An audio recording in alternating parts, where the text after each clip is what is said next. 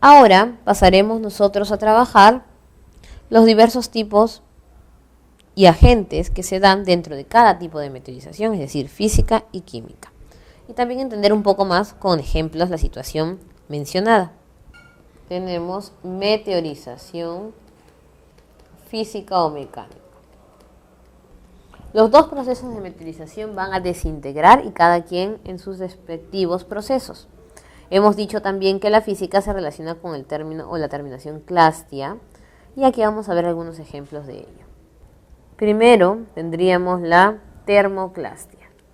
El término termoclastia hace alusión a que el agente, en este caso sería la temperatura o los cambios de temperatura. Lo que le pasó a la roca ígnea al salir del volcán. ¿Cómo podríamos nosotros acordarnos de este ejemplo o de lo abrupto que puede ser el pasar de una temperatura a otra? Y podríamos tener de ejemplo cotidiano, para entender lo que sucede con la roca, el ejemplo de la refrigeradora. Nosotros no podemos levantarnos y abrir la refrigeradora inmediatamente, porque ¿qué podría pasar? Podrían explotar nuestros pulmones, podríamos tener alguna enfermedad de neumonía o de bronquios, y en este caso entonces lo que evitamos es dicha situación. En el caso de las rocas, cuando pasan de una temperatura a otra, como en el caso de las rocas ígneas, estas van a fragmentarse o van a sufrir cambios producto del cambio de temperatura, obviamente. Tenemos luego la crioclastia,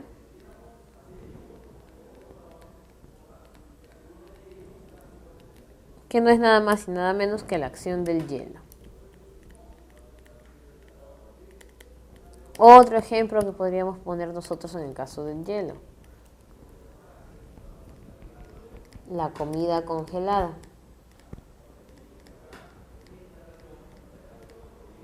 Y en este caso, para ser exactos, podría ser el agua, ¿no? O una sopa. Cuando nosotros consumimos el agua, obviamente es imposible casi partir el agua. Lo que sí podemos es verterla en diferentes recipientes para poder medir cantidades iguales. Pero sin embargo, si nosotros llevamos a la refrigeradora un plato de sopa o el agua y lo dejamos tiempo en la parte de la nevera, nos vamos a dar cuenta que se va a congelar. Y aunque no lo crean, hay personas que bajan la sopa congelada y cortan con el cuchillo fragmentos de esta sopa. ¿Para qué? Para poder, en este caso, no calentar todo y evitar que se malogre. Entonces nos vamos a dar cuenta que antes no era posible cortar la superficie líquida, pero ahora sí, porque está congelada. Y pasa lo mismo entonces con el hielo. Lugares donde las rocas están congeladas por las bajas temperaturas, estas pueden ser fragmentadas rápidamente con el contacto del humano o con alguna herramienta. Otro ejemplo de meteorización física es la haloclastia.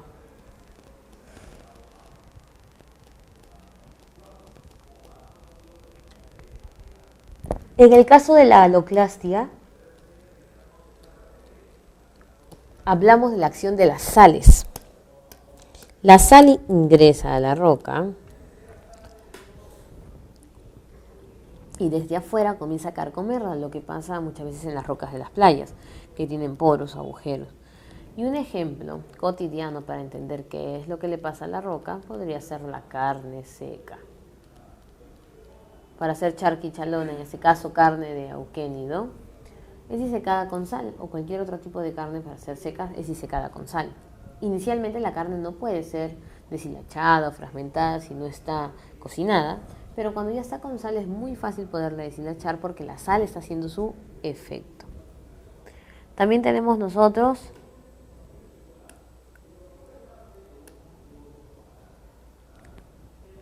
la actividad biológica, que en este caso son animales y plantas, flora y fauna.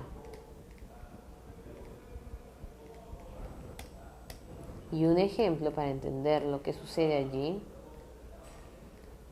es en el caso de los animales grandes y las raíces, que suelen deteriorarlas por su peso o pueden abrirse espacio en los diversos paisajes naturales.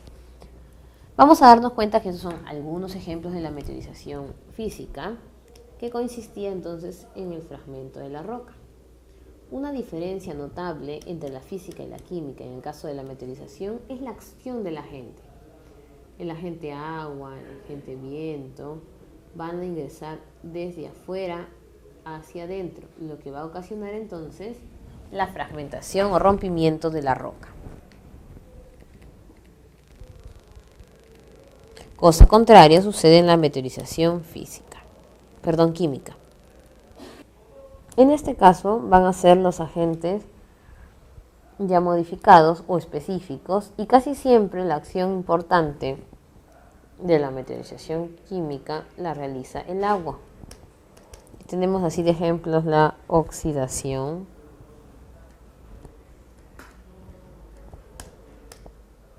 cuando se van a juntar en este caso la sal, el agua con el oxígeno. Tenemos luego la carbonatación, que obviamente por su nombre sabemos que es el ácido carbónico. Luego vamos a tener nosotros la hidratación, netamente el agua presente pero en la atmósfera. Vamos a colocar agua. También tenemos la disolución, la descompensación, entre otros, o la misma descomposición de algún cuerpo. Si nos damos cuenta, en este caso, la pulverización de la roca se da porque en la roca hubo una acción de ingreso de la sustancia y un rompimiento, en este caso pulverización, de adentro hacia afuera, contrario al proceso físico o mecánico. Existen libros que nos hablan que el tema de la actividad biológica debería ser tocado aparte, en este caso con una llamada meteorización biológica o como le llaman también bioquímica, porque hay una serie de agentes que van trabajando en el lugar. Pero por ahora nosotros trabajamos meteorización físico-mecánica y meteorización química. Si ya vamos precisando detalles, vamos a poder hablar de la erosión. Ya habíamos hablado que tiene una serie o secuencia de procesos, pero ahora vamos a darnos cuenta que existen tipos de erosión y también formas de relieve, y eso es lo que vamos a aprender ahorita. Vamos a hacer un cuadrito para podernos entender mejor, como hicimos en el caso de la meteorización. Muy bien, entonces, en el caso de la erosión, vamos a tener nosotros, si el agente es el agua, nosotros le llamamos erosión hídrica. Si sabemos específicamente de dónde proviene el agua, si es de los ríos, le vamos a decir fluvial. Si es congelada o del glaciar, le vamos a decir glacial. Si es del mar, va a ser marina.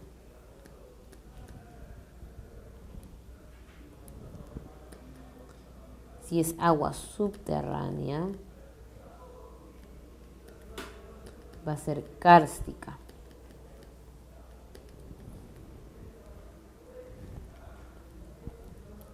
Si el agente es la lluvia, va a ser erosión pluvial. También vamos a encontrar otros tipos de erosión. Si el agente es el viento, le vamos a decir erosión eólica. Si el agente es o se da en la ladera, es gravitacional.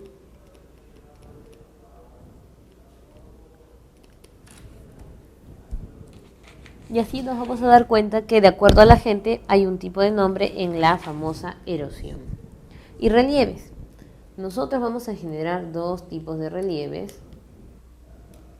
Un relieve es por degradación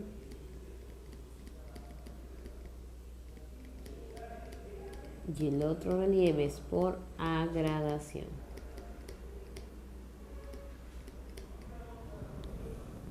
¿Cuál es la diferencia entre uno y otro relieve? Y ahorita nos vamos a dar cuenta. ¿Cuándo es un relieve por degradación y por agradación? Por degradación y por agradación. Primero, también debemos saber que existen otros sinónimos. Le podemos decir agradación o depositación. Y le podemos decir degradación o denudación. Y podríamos recordar lo que sucede en el dibujo previo dentro de la introducción de este tema. La parte donde salía la roca y quedaba en un lugar y se transformaba era la meteorización. Y el nuevo lugar donde llegaba luego de ser transportado por algún agente era la erosión. Cuando nosotros sacamos la roca de un lugar y la movemos para otro, allí nos va a quedar un agujero, una superficie de presión. Eso es lo que va a ser llamado relieve por degradación. Podríamos decirle entonces espacio modificado por un agente que transporte los fragmentos de la roca. Mientras que por agradación estaría o se da en la fase de sedimentación, donde todo va a llegar allí para formar un nuevo relieve. Entonces ya tenemos nosotros los tipos de meteorización, erosión, ya sabemos cómo se forma un relieve.